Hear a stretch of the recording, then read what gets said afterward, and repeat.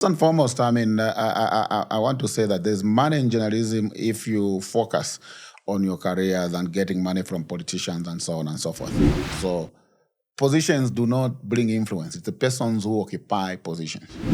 How was the firing process? Because you are the one that was seen to be announcing people getting dismissed and whatnot. What happened before then? Like, do you call a minister and tell him, boss in Chito Asita, but we're about to announce?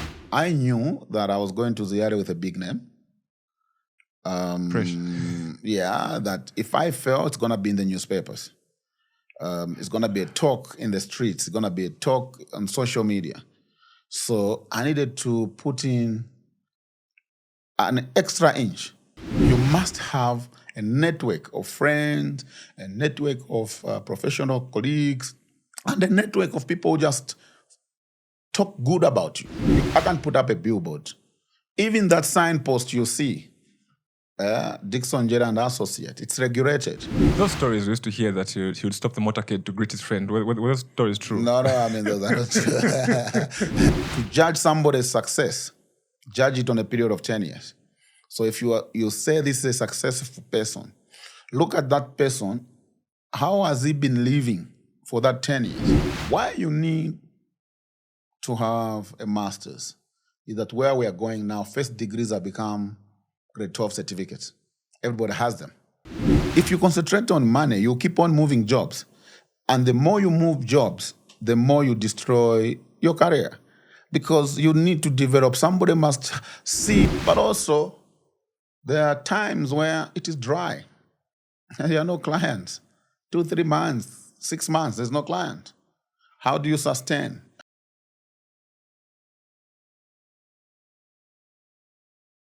It's time for the big conversations, telling stories of movers and shakers, of industry giants and daring professionals. It's time for the conversations that change your perspective on life. The kind of conversations that shape entrepreneurs and move careers forward. If you don't know where these conversations are found, we are sending you a GPS. But if you're listening to this voice right now, you are here. Welcome to the Growth Podcast. This is the GPS. Welcome to episode number 35, another conversation that has to be had. This one will be a very insightful conversation with an individual that is very recognizable in the legal fraternity, but in the past has been also recognizable for other achievements. And I'm talking about Mr. Dickson Jere. Welcome to the podcast. Thank you. It's good to have you. It's good to be here, though I'm number 35. No, you are here. That's what's important. That's what's important, to have you here. How have you been? How's the legal practice going? No, it's going on very well. A bit tight, but we are pushing. Okay. I did say earlier that you are known for other things. First of all, you started off as a journalist. I think that was your first assignment. How was it as a reporter at that time? Well, it was the most difficult period to work as a reporter.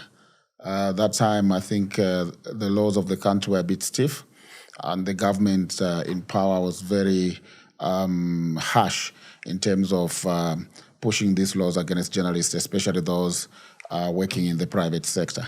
I started my career with a Post newspaper, and at that time, the newspaper was very, very critical of government. So we faced a number of challenges. I, for one, I got arrested, I think, twice. Firstly, I was arrested for treason. I was linked to the coup, which took place in 1997, and I was to be jointly charged with former President Kenneth Kaunda, arising from the article or the interview I had with him just prior to the coup. I was also later arrested together with my colleagues for espionage. We were accused of spying for the Angolan government. Yeah, we went to court, we got acquitted. But those are the two major arrests I would highlight. But we had a number of other minor in and out of the cells just because of our jobs. So that period was quite difficult. I admire the people who are practicing now that you don't go through what we went through. Okay. How long were you at the post? I was there, I think, about 5 to 6 years. 5 to 6 years. Yeah, then I left. I ventured into freelancing. But I was lucky enough that I was picked on by the French news agents, AFP, which is one of the three major news agencies in the world. So I was able to work for AFP, which gave me quite a good exposure. And at the same time, I was also doing part-time with BBC Africa Service. I did a lot of programs in Zambia and Zimbabwe on focus on Africa as well as Network Africa. And so that was my highlight of my career, that AFP were able to send me to South Africa to work at their head office for the region. I moved to Harare briefly. I was able to work in the Nairobi bureau covering East Africa, covering the war of Somalia and so on, briefly Senegal. Then I was also lucky to have an opportunity to work in Paris at the head office for a few months, which was quite a good exposure for me. So I saw world journalism at the highest level. You used the word lucky. Do you feel it was luck that it was you that went to AFP, it was you that was the BBC? Or do you think there was something about you? Maybe there was something about me because, I was hardworking and I think I used to get stories done. When I was at the Post, you would see that quite a number of headlines in the Post newspaper then. It was me. I used to get quite big stories. The same with AFP. Most of the stories which came out of Zambia, South Africa, Zimbabwe, Angola, I used to be the one to break the news. So I was hardworking, I was at the right time at the right place, and good contacts, and that built my journalism career. And I was also good in writing, so I had all the combination. That's why I ended up getting into all these countries. All right. I had the privilege of watching your TED Talk, and you talked about how most people, the effort they put in is measured against money. Like, why should I go so far for so little? And journalism, reporters, everybody knows there's not a lot of good money there. But you still put in the hard work. What was the motivation behind it? Yes, first and foremost, I want to say that there's money in journalism if you focus on your career than getting money from politicians and so on and so forth. For me, is that I always plan my life in a 10-year period. So I had my focus that within 10 years, I need to actually report for an international media organization. And to do that, I needed to develop my profile at the Post newspaper. I needed to develop my profile in terms of my caliber of writing at a lower level in my country. So to do that, I needed a platform, and that platform was the Post. And for me to move to the international media organization, it means whatever I was putting in the Post would speak for me when I had to apply or when somebody had to speak for me to join the international media. So I always advise young people that you should always sow the seed now for the future harvest. And how you do it is that whatever you intend to do, don't look at the money, look at where you want to be. So if you want to work for the BBC, you want to work for AFP, Reuters, and so on, and you are working for Radio Phoenix, or you're working for QFM, you are working for Hot FM, what you need to do now, forget about the money, forget about the complaint, is to develop your career by way of developing your experiences, by doing good stories which will expose you to the international media. So you don't have to concentrate more on money, because when you concentrate more on money, you lose your target. That is to move to the next level. I moved to the next level because I had planned. That's where I wanted to be. And I was glad that it worked according to my plan. How do you maintain your passion when you are financially frustrated? Because we've heard stories of, no, that media station, 6 months, I'm not getting paid. But I'm passionate, but also I've got a family to feed. Well, when I was at the Post, I went sometimes 2-3 months without a salary. So it's not a new thing that the media organizations are facing now. It's a bit tight if the advertising is low and so on. We went through that. It's all what you need to do is, what is it that you want to do in the next 10 years, 5 years, 10 years? Yeah. So if you concentrate on money, you keep on moving jobs. And the more you move jobs, the more you destroy your career. Because you need to develop. Somebody must see you grow. The stability is very important in career development. When I sit on panels of interviews and somebody comes I looked at the CV and I've seen in a year you have changed 5, 6 jobs. Already it's a red flag for me. This person is not stable. You must create, especially when you are developing your career, you must develop a kind of stability so that somebody can see, can trust you, that once I employ you, I invest in you, I send you to school, you would be able to bring back whatever I've put in by way of working with me for a longer period of time. Not every month you are at this particular, but also journalism, you need to develop it with a kind of a name to an institution. Everybody knew me, Dickson Jere is a Post newspaper.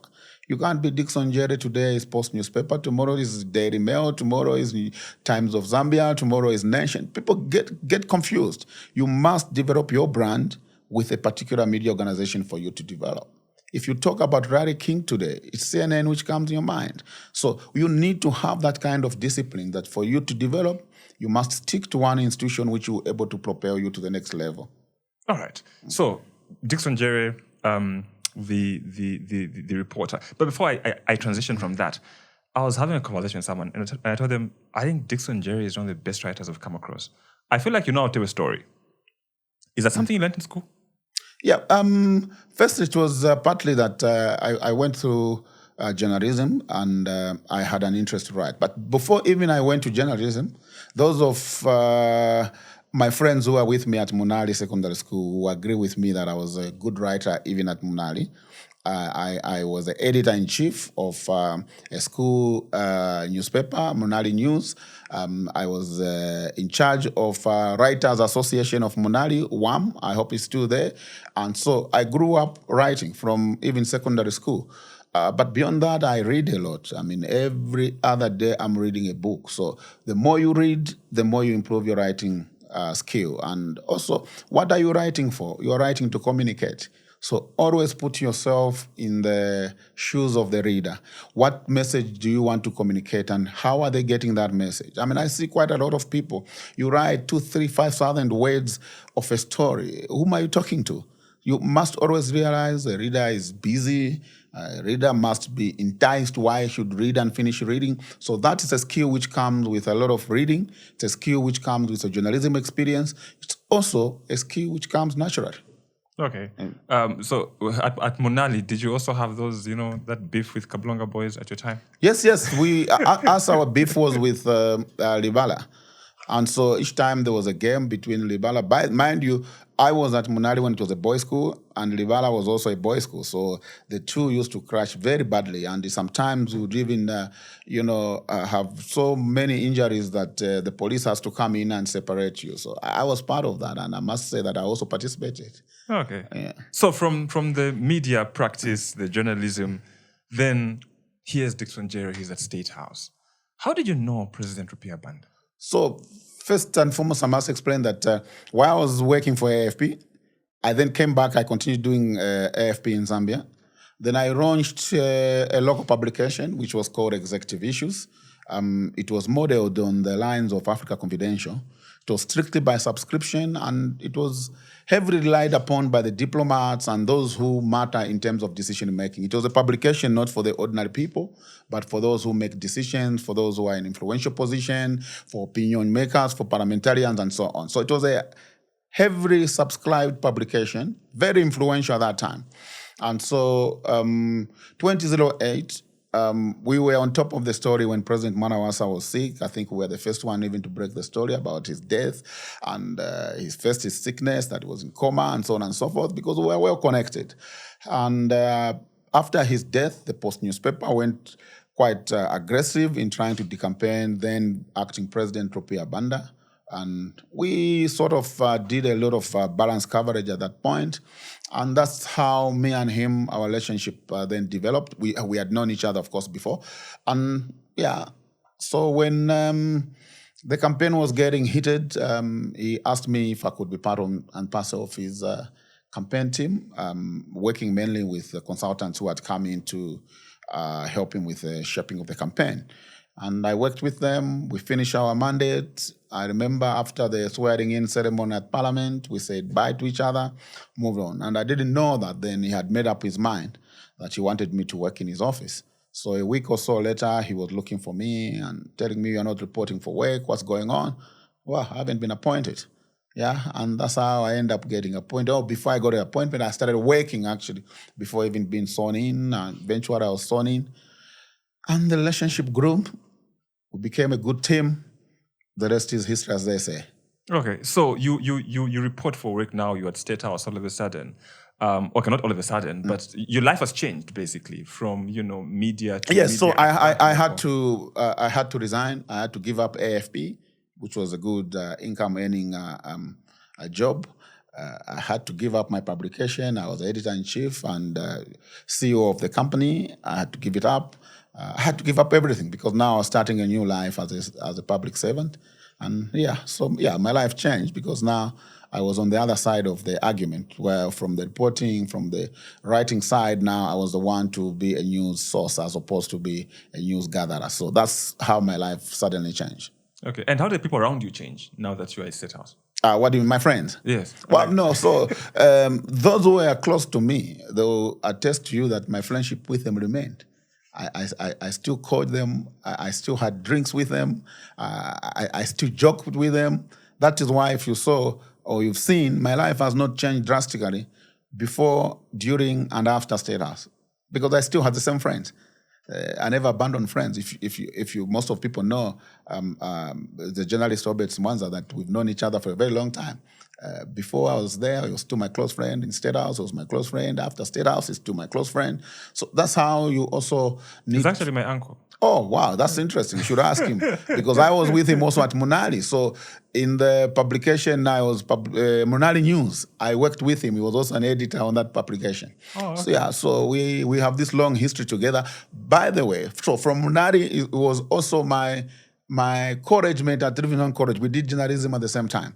So you note that, yes, people say power changes people. Maybe yes. But for me, I maintain the same kind of friendship.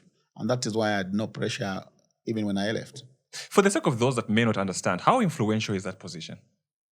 Well, I mean, first and foremost, I always say that sometimes it's not a position. It is the individual occupying the position and the relationship you have with the boss. So positions do not bring influence. It's the persons who occupy positions. So you may put a person who's a weakling there. It means the influence won't be felt. Yeah. Then you may even have somebody without any job description, but very powerful. So I would not say that the position is powerful. I say it depends who occupies that position. I was lucky enough that when I was in that position, I was also close to the president, and also he could listen to me. And he treated me, like one of his sons. So I could discuss anything with him. And also he had made it a point that wherever he was going, I needed to be with him.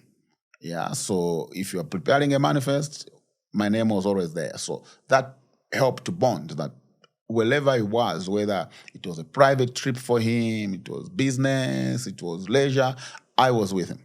And that made me, a bit more closer than probably my colleagues. But it all depends who occupies the position. How do you develop, because you mentioned that you're close to him, and that's the highest office in the country. How would you develop a professional relationship? You have a personal relationship, but you still, because mostly there's that chibereshi that now comes in where you become too familiar and whatnot. No, you can never become familiar with a president. I've always said that every day, every interaction with the president, even if you know him very well, it is new. Presidents are not people you can be friends with in that manner. They are more privileged. They get information every day. They get information about yourself. They get information about everybody around them. The president is the most knowledgeable person in terms of what is going on in the country, even though he's not there. He has the biggest ministry which informs him of whatever happens. So you can never do chibereshi with the president, but you can be close with the president. And if you are close to the president like that, the way I was, it helps. Because then he'll be able to guide you. He'll be able to tell you, yesterday you did this or that. Oh, no. You were seen at such a place. Please, can you avoid being in such place because of the position you are holding and so on and so forth. So it helps to be groomed if you have that kind of relationship. So I had a very good personal relationship, professional relationship, and father-son kind of relationship. So that helped. that you would baroque me, you would tell me whatever you want to tell me without necessarily holding back because we had that kind of relationship. The job you held at State House, is it a 8 to 5 kind of job? Well, I mean, it's a job which you're on call throughout. I mean, I used to get calls sometimes 0102. Sometimes I'd sit with the president to wake up to 0102. I never had my private life. It completely got cut off. My life rotates around the president. And because also he believed in me, I believed in him, he gave me a lot of opportunities to work with him, to be able to attend even meetings that are outside the normal working hours. He allowed me to attend even private dinners, which he had with his guests. So that really took away my private life. But with hindsight, I mean, it was a good exposure. It was the best school ever to be in because then I was exposed to different people. I was exposed to different cultures. And I was also just exposed to how the entire state functionary operates. So I'm quite conversant on how government operates because I was able to be exposed to that thanks to His Excellency then Rupia Banda. So in those 3 years, you never had your personal time, like you're on holiday somewhere, just relaxing? I never went on holiday, actually. All the holidays I went with him because he was on holiday. We were in Mfue, but it was not even, when you hear that the president has gone on holiday, I mean, it's not even holiday because the work continues. I mean, we're in Mfue instead of holidaying. You have all these mining groups flying in. You have all ministers coming in. You have resolved. So presidents don't have really leave, as it were. So looking back at the time you were at State House, what are some of the mistakes that you made that you learned from? Oh, my mistakes. Well, plenty. Well, one, I think one of the greatest mistakes, which I have admitted openly, is that we were very slow to adapt to social media. I mean, I was alive to the fact that social media was the in thing because of my exposure with AFP, because I was working for AFP, which is a French news agency. And at that time, we were discussing on how to transform, to catch up with social media, to get on Facebook, to get on Twitter, to get on Instagram, and so on and so forth. And when I came back, when I was with State House, and I was trying to say that we needed to get the presidency transformed, I mean, I had a bit of resistance because, I mean, it was a new thing first. From the security point of view, nobody knew how to handle such issues. I mean, I remember even just putting up a website, it was a big issue. Yeah, that how is it going to be managed? Yeah, and if you remember, Arabi is the first president to have a Facebook page. Yeah, I created a Facebook page, we opened it, but we still faced resistance. Yeah, because it was a new thing. And social media then was more linked to young people who have no responsibility. It was like something you play with. And so the old guards didn't think or believe then that you can have a president on social media. You can have a president with a Twitter account. You can have a president on Instagram. So I had that problems. And if probably I'd moved a bit aggressive, I'd have put my views across hard enough, probably would have adjusted. The president, of course, agreed. That's why he was on Facebook. But he had to balance that there was also other views which thought that it was not right thing to do. And if you notice, then PF came very aggressive on social media. Yeah, they used Facebook and so on and so forth. And so that's one of my greatest regrets, that I didn't push strong enough to get on social media to expose the boss so they can know who this person is. So because now an impression was being created, especially for the young voters, that the president who was then there was just an old man who was picked at the farm and, you know, he was suffering in Chipata and so on and so forth. A story about Rupia Banda was only known by those who were old enough to have followed his CV, to have followed his life as a politician, as a public figure, as a CEO, as somebody who went into foreign service in his 20s and rose to the position of foreign affairs minister, running one of the biggest agriculture companies, Namboj then. And so he was not an ordinary guy on the street. I mean, to date, he still remains one of the most experienced Zambian diplomat ever produced. Yeah. So, but that gap was there because the young people didn't know. So we needed to get into the social media platform so that his story could be taught. Okay. Yeah. So that's my regret. Being that close with the president, were like other senior officials, like ministers, scared of you? Well, I mean, I wouldn't say scared of me. I would say they recognize my role, and so we had a very good working relationship. I mean, I just had a coffee a few days ago with Honorable Dora Siria, who was then MMD spokesperson. I was State House spokesperson, and we had Honorable Chikapwasha, who was Minister of Information. Yes. And we were just laughing with Dora there. That can you imagine? We worked, the three of us, without any single differences. We never quarreled. We never had pulling each other in different directions. It was a network, an axis of evil, the way they used to call it then. But it was because we respected each other's territories. When matters of State House came, nobody came to interfere with me. Matters of the party, it was Dora Silia. Matters of government, as a spokesperson, it was Honorable Shikapwasha. So most of the time, if something comes to me which I needed to respond to, and I realize it touches on party affairs, I'll pick up a call and I'll call Dora, think this matter should be handled from your office.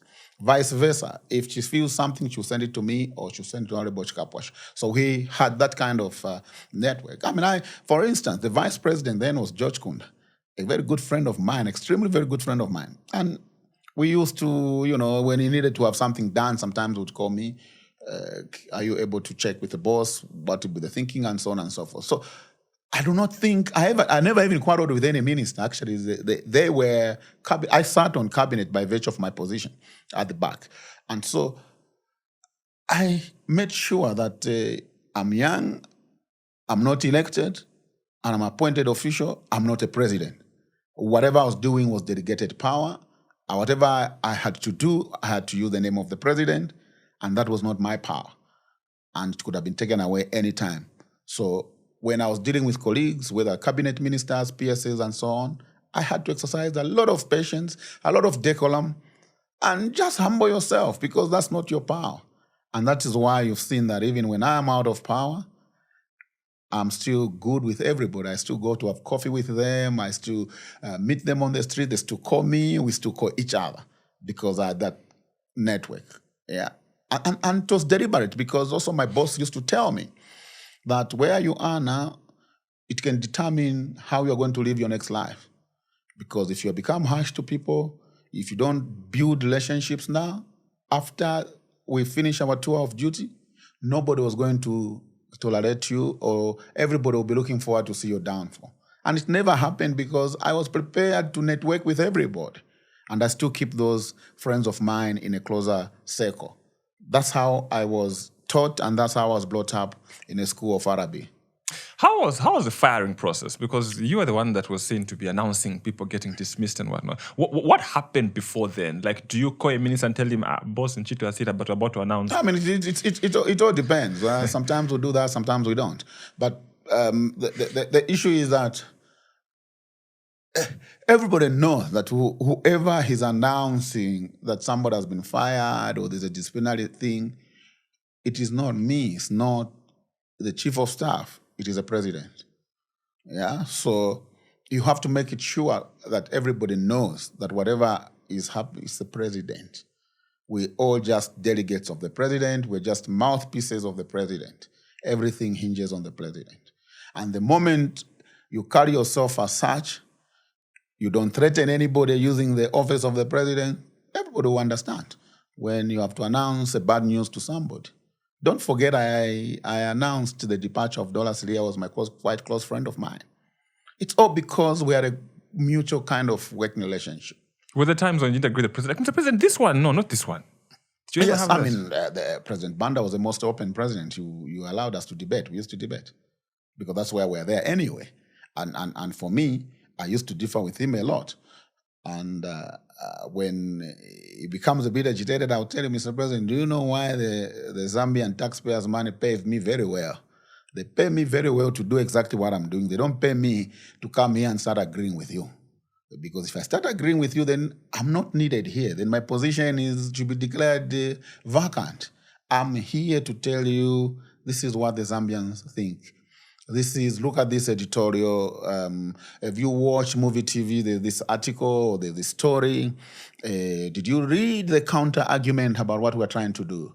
That was my role, to bring to his attention the other side of the argument, so that when we're making decisions, he's well informed. He knows what to expect, or he knows the backlash which we're expecting, because we had the benefit of the two arguments. You should always have a benefit of two arguments when you are preparing to do any policy decision. The same way, I'm a lawyer. When I'm preparing a case, I also look at what is the other side of the argument. What should I expect when I go to court from the other side? That helps you to have a balanced mind. And so, in State House, everybody knew, especially the president, would always say, Alikun Dickson, because I need to hear his views. Because he knew that I always had maybe we should do it the other way around. And I think that's how I was paid.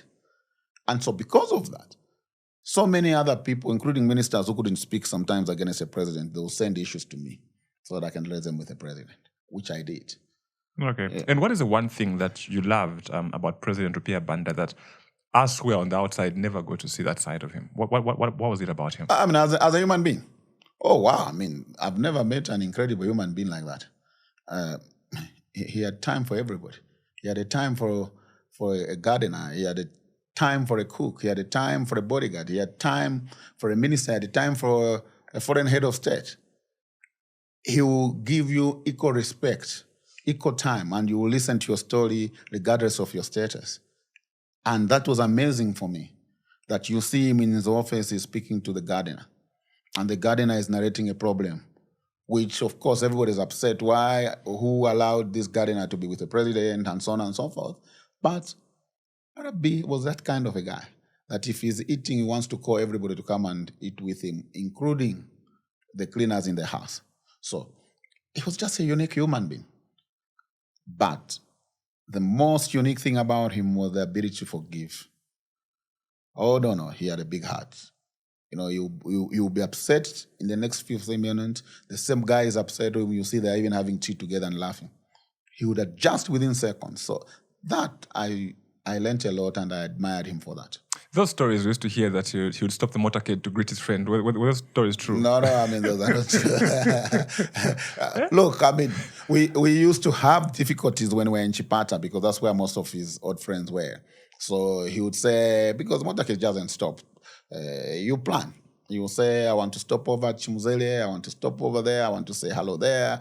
Oh, there's that Indian friend of mine. And so, yeah, he used to interact with ordinary people. And he didn't care much about the protocols and so on and so forth. I mean, he enjoyed them before. So when he became president, there was nothing unique about having a motorcade and so on. He used to tell us, I mean, I went through this before with Kaunda, and they come to an end. So always realize that these things will come to an end. So he prepared us. So even when there was change of government, that's why some of us didn't get a big shock. Is that because we are well prepared. Okay, and 2011 he lost the election. At the time that it was known he had lost, how was the mood like at State House? No, so I mean, contrary to the views of so many people about what happened, he was a very organized person. He was a president who was very organized. So every month we were doing what we call opinion polls with an independent team. So we knew that the election was going to be tight, because the polls were showing to us that it was 1 or 2% on either side. Either side will win or either will win. So, I mean, for instance, before the election, I'd already packed my office in readiness. If anything happened, I go. Same with everybody. So even himself, it was not like a shock. That's why he considered, even when the other people were still insisting that let's wait for the Western Province votes to come in, it's going to change. We had already done our mathematics, it was not going to cross. So then he decided to let it go. And how was the transition like for you? I mean, you are holding this powerful position. Tomorrow it's gone. You're just an ordinary citizen. Well, I mean, I had already prepared that. So even when President Sata called me, that was just a day before he was sworn in, and asked me if I can stay on in his government and so on and so forth, I politely declined. My colleague stayed on. If you remember, the chief of staff at State House was Austin Sitchinger. He agreed to move on, and he became PS at Agriculture. Bob Samakai was chief of protocol at State House. He agreed to stay on, and he became permanent secretary at Ministry of Foreign Affairs. Ngoza, who was at Economics, she agreed. She moved to, I think, Ministry of Local Government. So quite a number of State House staff also, President Sata decided to keep them. I decided that I was going to leave, first to spend a bit of time with the old man, because he had just lost power, and he was extremely very close to me and nice to me. And I thought that if I'd moved on the other side, it would look bad. But this is the person who was with me throughout. Then I decided to leave him at the point of need. So I stayed on with him. But at that time, I was a lawyer, but I had not done my ZR. So I'd already planned that just if this thing goes like this, I was going to do my bar exams. So I immediately went to do my. So when my did you bar get the law exam. degree? Well, before State House. Oh, before State House. Yeah. Okay. So I then went, in fact, I graduated now when I was in State House at UNZA. So I went now to do my bar exam, because that was part of my plan, that if this thing doesn't work, I'm going to go legal way. So I went to ZRA, cleared, and started working with Professor Mvunga, who then happened also was a lawyer for Rupia Banda. So it was easy now, even now, to still continue working with him from my other side now, from the legal point of view, handling his file, but also now developing my career as a lawyer, being taught and developed by Professor Mvunga, who remains one of my top mentors. So I went through that transition, which for you to form a law firm in Zambia, you need to have at least 5 years of practice at the bar, active practice. So I did my 5 years. Immediately I finished my 5 years, I set up my law firm. And that's where now I am now running Dickson, Jere and Associates. How did you manage to pass the earlier on first attempt? Well, I passed Ziare on many reasons. Firstly, is that I knew that I was going to Ziare with a big name. Yeah, that if I fail, it's going to be in the newspapers. It's going to be a talk in the streets. It's going to be a talk on social media. So I needed to put in an extra inch. That's one. Two, I was mentally prepared because I knew that I needed Ziare to move my career to where I wanted to be, away from the press, away from the media, away from State House. And that was the only route which I had. I didn't have any alternative. That was the only route to move me to where I am. So my mind was very clear that that's what I needed. So when I went in Ziare, I was so focused to get it done. And so I had to adjust, remove all the airs around me. I had to sit with young people studying. I'll tell you, if there's any exam I've ever written in my life, it's the Ziare one, because I never slept. I was studying like a madman. If you come to my house, I had flip charts all over the house. I was just flip charting. My office had all flip charts just to prepare for those exams. So I knew that that was my end game, and I got it because my mind was also psychologically prepared. Ziare also needs your mind to be psychologically prepared. So that's how I passed and got to the bar, and there I am, because it's the route I'd chosen away from journalism. I had an option to go back to journalism. In fact, when we lost election in 2011, a colleague of mine who was in the presidency in South Africa then called me, and he had fixed me a job to go and join Standard Bank as a communications director for Africa. A very good package, but I declined because I I don't think I can work in a bank first and foremost. And I was coming from a political office, which I had my way of getting around it. I had a good relationship with the boss. So I thought that I was going to have challenges to go and work in a bank, in a corporate department. I've never been a banker. I've never worked in a corporate institution. I thought it was going to have a dent on me if I fail to perform, and they had probably have to get rid of me. But my colleague told me, no, it's corporate communication, corporate services. It's all the same, even with State House. And with State House, it gives you a good edge on others. After I assessed the situation, I decided not to take it, and that's how I ended up at Jere. And I thought the legal route is what I'd needed, because I know that law is one of the few professions that allowed you to do other things while you're practicing. So you can have a law firm working, but you can do several other things. You can do politics.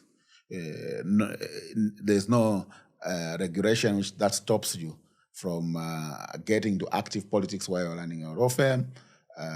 You can go into farming. You can do so many things while you are focused in also practicing. And so that's what I wanted to do, and that's what I'm doing.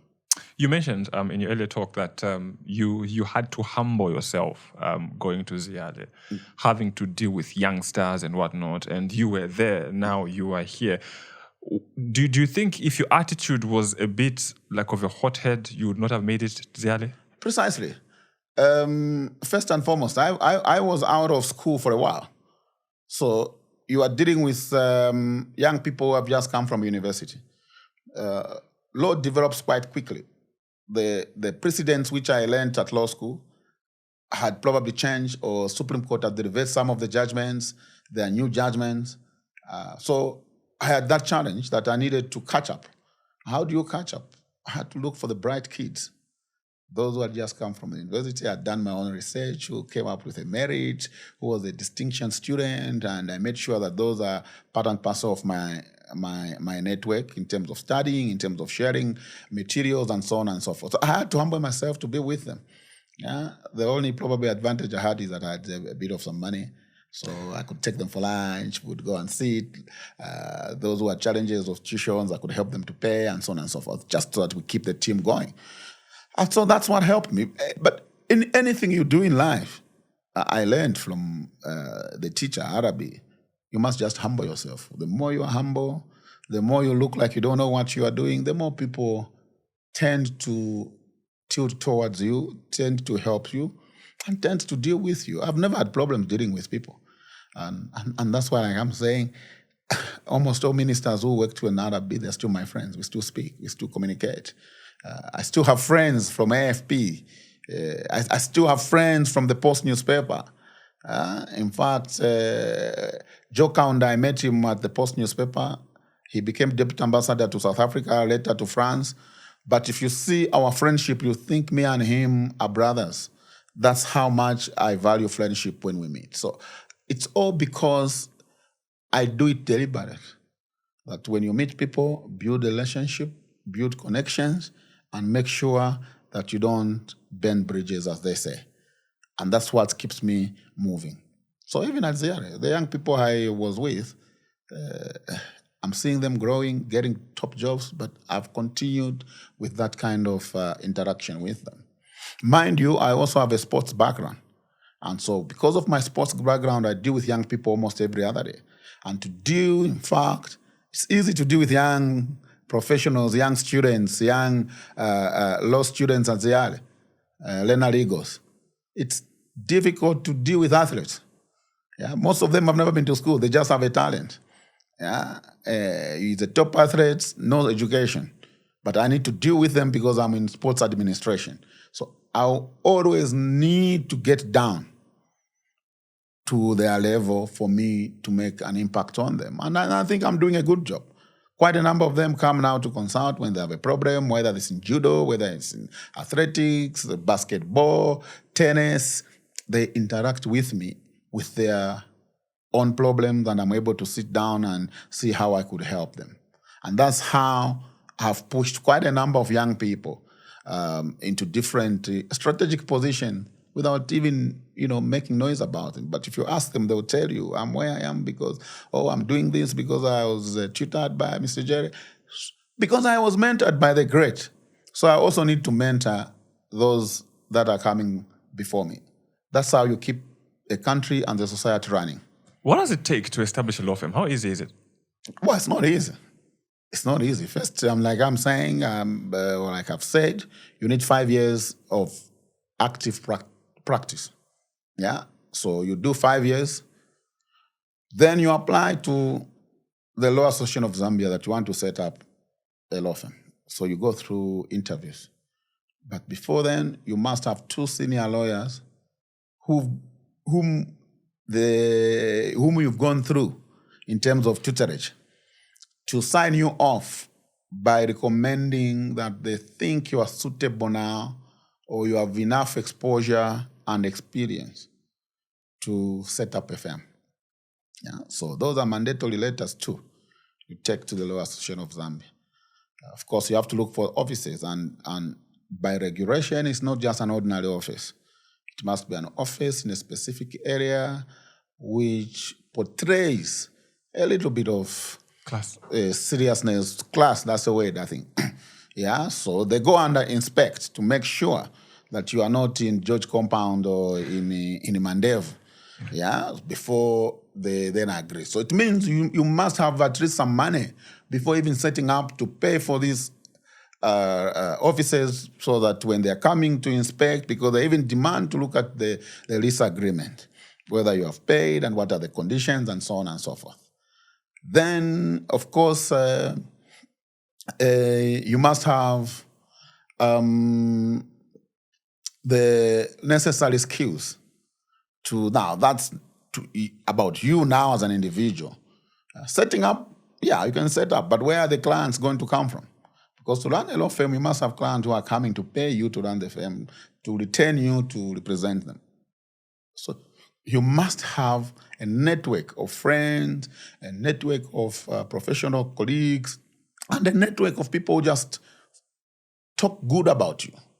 So law is just like any other business. You are selling a service. The only difference is that our service is a restricted service. It can only be done by lawyers. And in Zambia, you can't even public advertise. You can't put the billboard. We have few exceptions, but I can't put up a billboard. Even that signpost you see, Dickson, Jere and Associate, it's regulated of what you can put on that signpost, including the measurements. Yeah, there are even measurements by law as to what you can put there. It can't go bigger than what you've put there. So it's not as easy as that. Yeah, I can't go out like in Zambia asking for what we call ambulance chasing. Do you have a case where I can represent you? I can't do that. You see, so it's a bit tough. In Zambia also, you can't even do contingency litigation, whereby I come to you or you come to me that you've been fired where you are working, but you don't have money to hire a lawyer. You want me to represent you on contingency, meaning I will go to court, finance everything, do my document. I'll only get paid when you win the matter from the money you'll be paid by your employer. It's not allowed in Zambia. You see? So every poor person must have something to pay before I take up instructions. Yeah, I know we are working towards now reforming those laws now, but that's the reality now. So it's not easy to set up a law firm, let alone to run it. That's why you find somebody that set up a law firm, tomorrow it's closed, because you need clients, so we've been learning it. Ideally, how much would you say someone needs to set a law firm? In terms of money? Given the description you've given us, money, yes. Well, I mean, it depends. It depends. Also, it depends what sort of a law firm you want to run. Is it a one-man show? How many lawyers do you want to employ? And so on and so forth. So it all depends. Every law firm has a different model. Yeah, it has a different model, but it's not easy. That I'll tell you. Yeah, us who are surviving, we are surviving because we're just hard guys. Yeah, because also, if the economy is not doing well, if many Zambians have no money, where do you expect lawyers' fees will come from? When lawyers represent the same people who are broke, they represent the same companies which are operating in an economy which is not doing very well. So that's difficult. Yeah. And also, I don't know why these laws have remained. Lawyers can't even respond to public advertisements, tenders, and so on. So we've been fighting. Look, let's open it up. There's nothing wrong of even me putting a huge billboard at the airport. Yeah, Dickson, Jere, and Associates, specialists in employment law, corporate law, and so on and so forth. If you go to South Africa, you land at Oliver Tambo Airport. When you're coming out, the first billboard you see is for a law firm. But here the rules are saying, no, you can't put up billboards anywhere. It's only be a poster which is identifying where your office is, nothing more. Yeah. So it's not that easy. Okay, and how lucrative is a law career for someone who's just finished Yale, for example? Yes, you see, this is where I think also sometimes the young lawyers mess this up because they think you go in, you need to have a BMW, a Range Rover, and so on and so forth, because every lawyer seems to be doing. So I've always given an example of a marriage. I said every marriage you see has challenges, and every marriage you see, it is not what you see. Yeah, there are certain things which happens within the marriage, which if you come to know, you'll say, probably I won't get married. But it is how they keep it. So that's how law firms are. So when you see a partner of a law firm driving a nice car, don't think it's because the law firm is doing very well, there's a lucrative career, and so on and so forth. Take it easy, try to learn and find out, because people buy these things from most of the lawyers, by the way, quite a number of them, they have multiple incomes. Yeah, you find he's running a law firm, but he has a block of flats, he has a farm. Yeah, it's the only profession I've seen that despite the practice, they have multiple incomes. So don't just go in and thinking that everything is coming from a law firm. But I would also say that it's the only career which you can hit a jackpot if you are lucky. You can be called to the bar today, tomorrow you have a billionaire coming, giving you a conveyance transaction, and you are getting your 15% or your 10%. Yeah. It's a $20 million transaction. You get your 10%, you walk away. So those kind of transactions do happen. So you can be lucky that the first week of coming out of the bar, you have been called to the bar, you have that deal. Boom. It changes you. It separates you from your friends. Yeah. But also, there are times where it is dry. There are no clients. 2-3 months, 6 months, there's no client. How do you sustain? How do you pay your salaries? How do you pay your staff? How do you pay operation costs? So it is now you planning. What happens in the dry period? Have I invested enough as a firm to keep me running as a firm during the dry point? It's not. So it's just like another business. Yeah, it's just like another business. So for the young ones, I always say exercise a bit of patience. How affordable is a lawyer? It depends also what type of a lawyer you're approaching. There's a misconception that lawyers are very, very expensive. Mind you, lawyers' fees are regulated by the law. There's always a statutory instrument issued by the Chief Justice, which indicates the lawyer's fees, mainly, especially for civil cases. It indicates how much you pay per hour, how much you pay for a letter, and so on. There's a scale, which most Zambians don't know, but they should be able to access them and see. So at every given level, it also shows a state counsel charges differently from a lawyer who has just been called the bar, of course, for an ordinary lawyer. A lawyer between 0 to 3 years charges different from a lawyer between 5 years to 10 years. So it gives different scales. Yeah. So you can go to a fresh lawyer, the fees are a bit lower than a lawyer who has been at the bar for a long time, and so on. Yeah. So, but most people don't know that this scale of fees actually do exist. Okay. And can lawyers who are not not in employment represent you in court? No. So, ordinarily, you must be attached to a law firm. Either you are working as an in-house counsel, or you are with Attorney General, legal aid, or DPP, or you are working for a private law firm. We don't allow moonlighting, because there are also obligations that if anything goes wrong, where will you must have an office where you can be found. You must operate under a firm which can be held accountable for whatever misdeed this lawyer done. Because that's how a law firm is registered first by LAS. So a lawyer is registered by LAS, but also even the law firm is registered.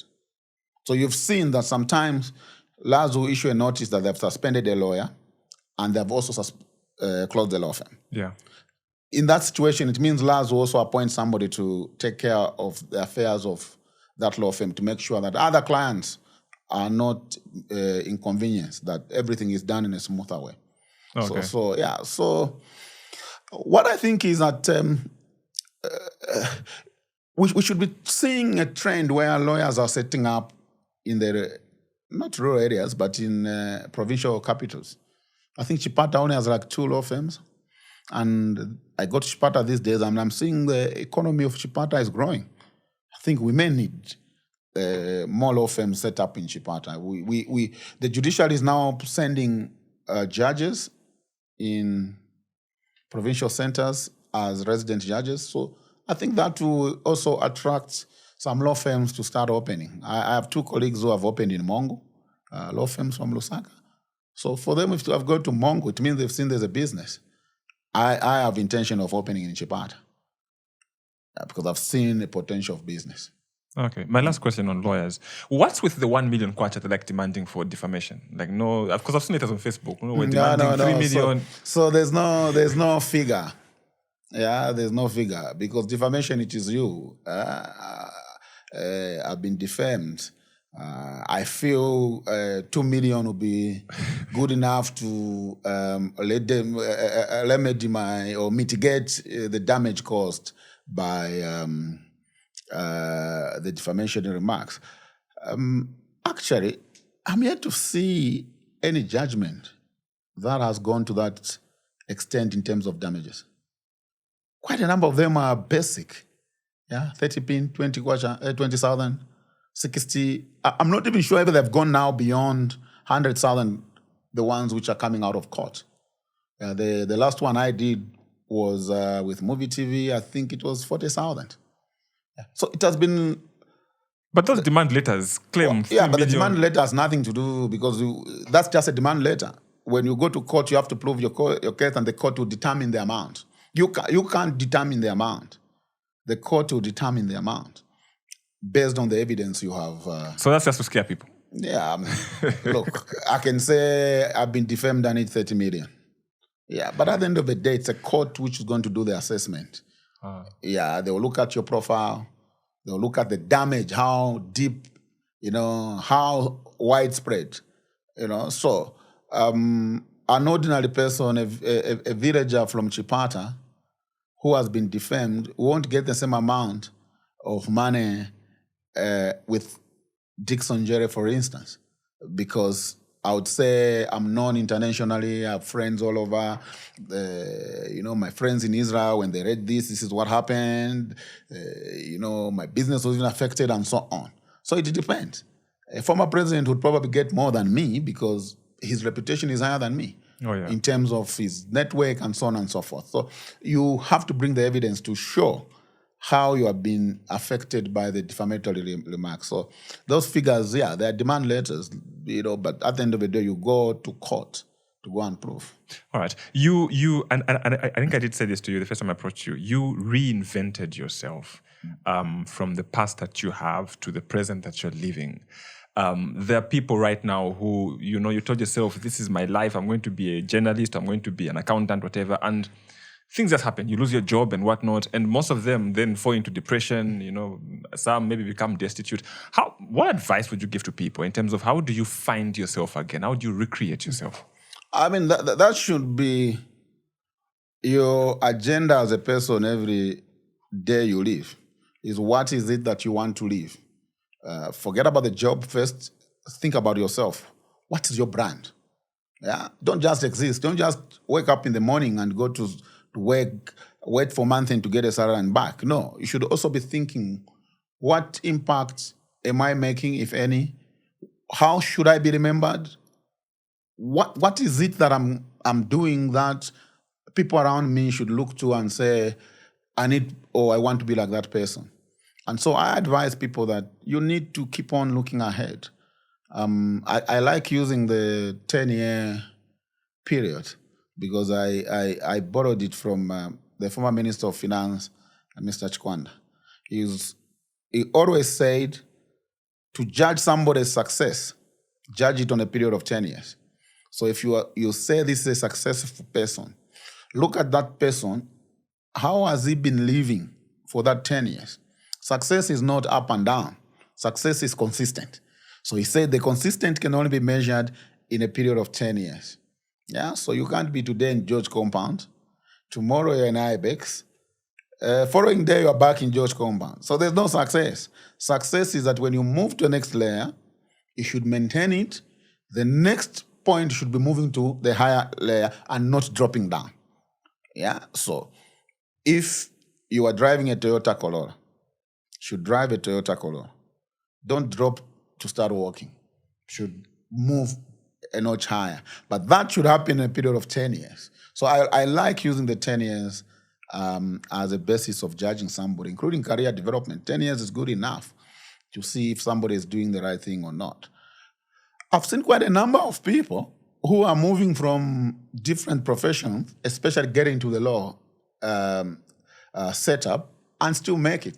A number of engineers, they've studied law now and they're practicing. And now accountants are coming up from accounts into law and getting to combine the two, which for me, it's a good thing because now you have an advantage of being an accountant and a lawyer. And when issues of insolvency comes up, liquidation comes up, you have an upper hand because you're an accountant and you are a lawyer and you can combine both. So you'll be more suitable to be appointed as a liquidator or a receiver manager because of that background. So we should start leveraging what we have now and adding something to have a greater, goal as to what you want to do and have an impact at a greater level. So for me, I'm a journalist. That's why if I write to communicate. I make sure that every legal words which are complicated, I remove them. I'm writing for an ordinary person. I can only do that because I have an advantage of the other profession which I have. An ordinary lawyer who have difficult to even simplify a 200-page judgment into 700 words like I do. I can do that because I'm trained. So always bring your other profession, combine them, and help you to move to the next stage. I'm now into arbitration full-time. I'm doing a lot of arbitration, but I needed to study. For me to have an impact, I realized it's a tough process, but I needed to get to study. I'm glad to say that I'm one of the few fellows of the Chartered Institute of Arbitrators because I put in a lot of time. I needed that to help me to get to where I want to get. I want to be sitting on international arbitration. I need to be doing international arbitration beyond Zambia. For me to get there, I need to have at least the credentials which are respected. So being a fellow of the Chartered Institute of Arbitrators UK gives me that edge that I can now penetrate international arbitration. And so I'm now trying to network with colleagues in different continents using now my background. I've just finished a course at Jere. I went back again. I'll be now graduating with a postgraduate diploma in legislative drafting. Yeah. So I needed that course because it makes you to be a critical thinker. But I know as an arbitrator, I need to understand how statutes are developed, interpretation, and so on and so forth, and how to do that course. I need to know how to draft laws and so on. That's an added advantage to my career. So I do this often. I'm doing sports law. There's a vacuum in terms of professions or lawyers who specialize in sports law. I need to get there. I need to be a lawyer who is appearing before the International Court of Arbitration for Sports in Geneva, representing either sports associations, representing all these big footballers and so on and so forth, their contracts and so on. That's where I'm also pushing myself, because there's no Zambian lawyer who's doing that. Absolutely nobody. So I need to get in that space. Yeah. So always identify a space, occupy it.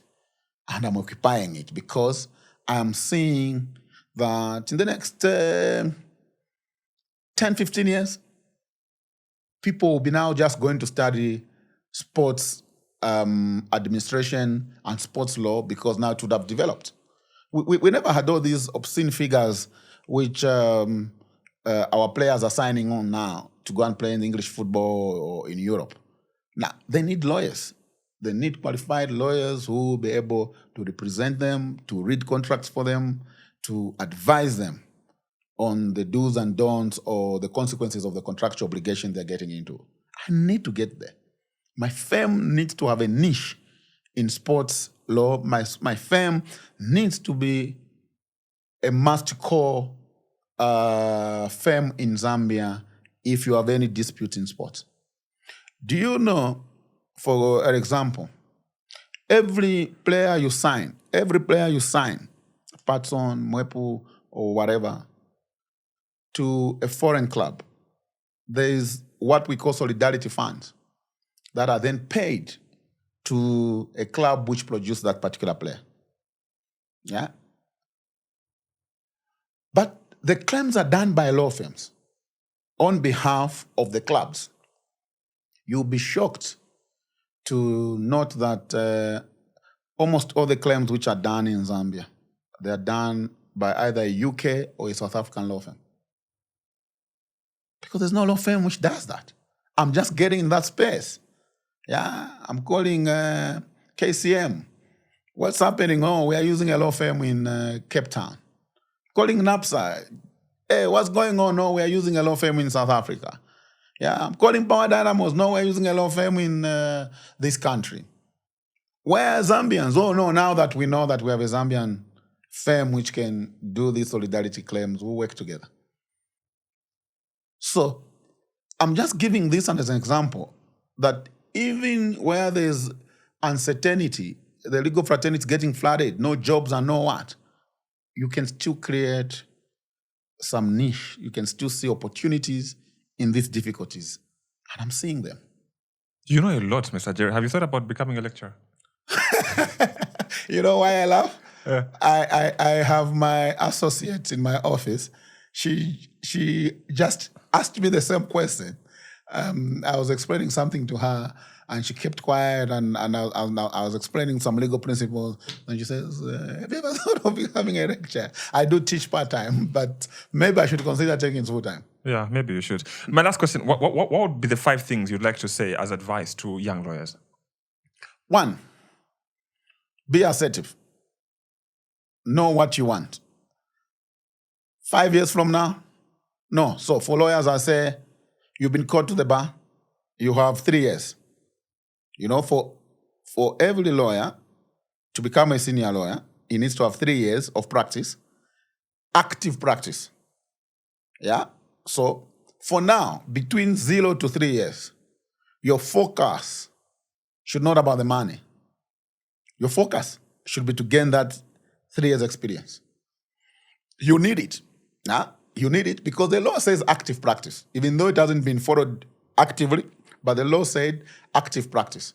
So that rule for active practice means you can only appear before the Superior Court, Court of Appeal, Constitutional Court, Supreme Court, after you have done your 3 years. Without 3 years, you can't. So for now, if I'm you, who has just been called to the bar, my focus would be the 3 years so that I gain the experience to be launched, to be able to appear before the Court of Appeal, Constitutional Court, and Supreme Court. Thereafter, my career begins after 3 years because now then I can apply for a job anywhere. I can be a legal counsel for a company. I can, aspire to be, a partner in a firm after 5 years and so on and so forth. Because, see, there's 3 years for you to appear in the Supreme Court. But for you to be a partner, it's 5 years. So, but once you do your 3 years, my advice is then decide. If your journey is within the firm, then you have another 2 years to show dedication, to show you're worthy so that the partner can admit you as part of partners in the firm. Or if you don't, you can then go and set up. So that period you learn. Either you're setting up or you want to be a partner, use that 0 to 3 years experience, 3 to 5 years for now getting into the nitty-gritty of the practice. That's one. 2, don't look at your next guy. Yeah? Don't look at the next guy. You've been called to the bar on the same day. You all have a different progression. Others will move quick. Others will move slow. Others who have been called to the bar already are working. Others who have been called to the bar were actually policemen. So when they go back to their offices, it's an advantage that they get the promotion. So don't look at your friends. So your progression rate will be different. Just keep your lane. Just know where you're going. Don't look at the next guy. Just know where you're going. 3, when you now decide what you want to do, you need now to start networking. Yeah. Networking, attend LASI AGMs, attend conferences, make sure that you are visible. LASI has several committees. Make sure you are sitting on the committees, because it's through committees that we know each other, or your name will be mentioned by somebody somewhere senior who's a convener and so on. So be active in the committees. Be active also in social LASI activities. For instance, I belong to the LASI Golf. Yeah. Join if it's golf. There's LASI football, that's football. It's outside the law, but it keeps the family together. It also makes you get known to the seniors very, very easy, because you now have an opportunity to play football with the state council, or play golf with the state council, who ordinarily won't have that opportunity to meet in any other setup.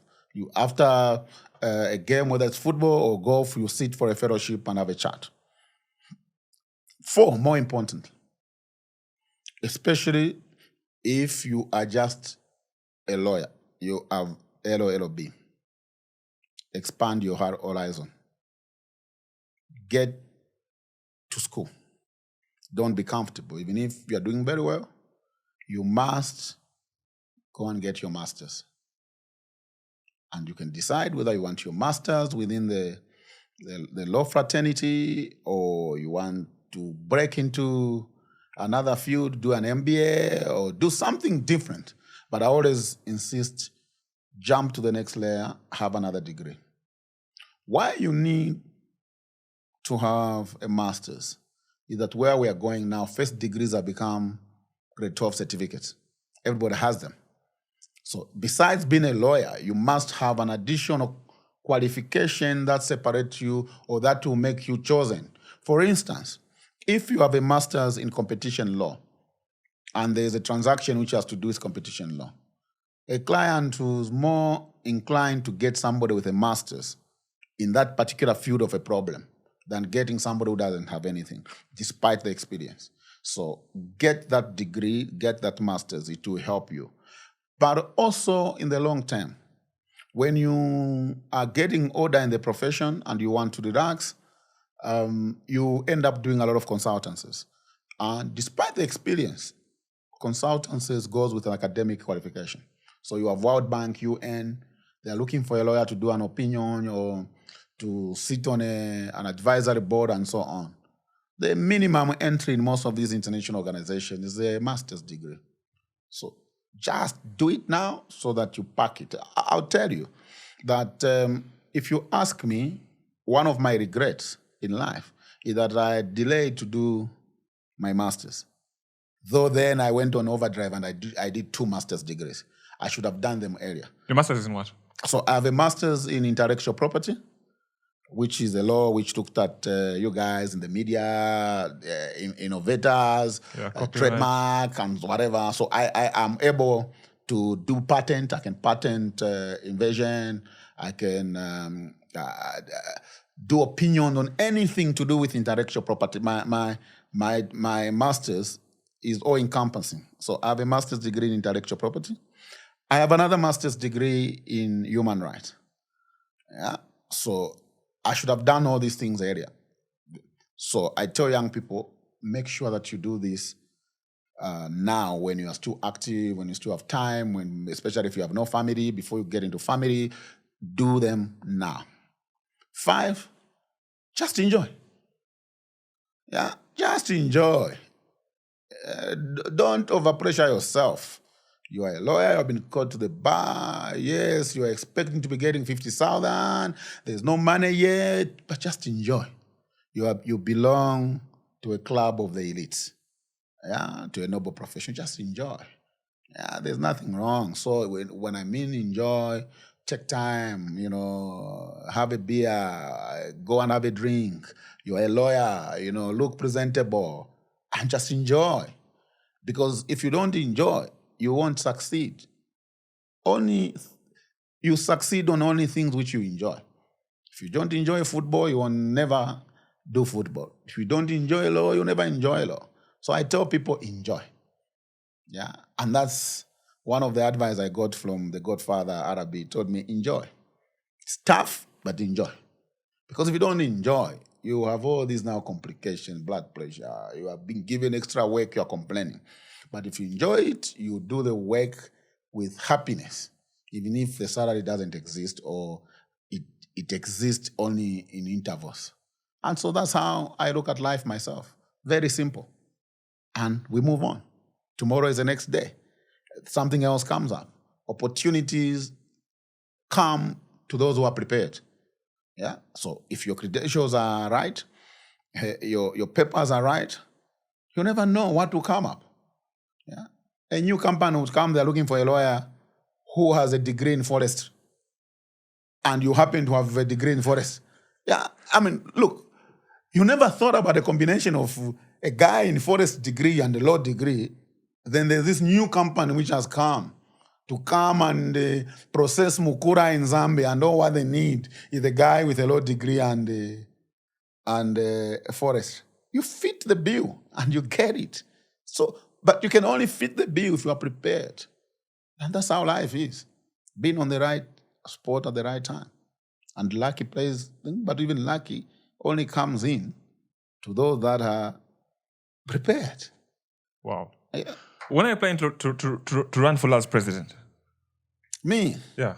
No, I think I'm past associational leadership. I think my calling is more maybe in parliament.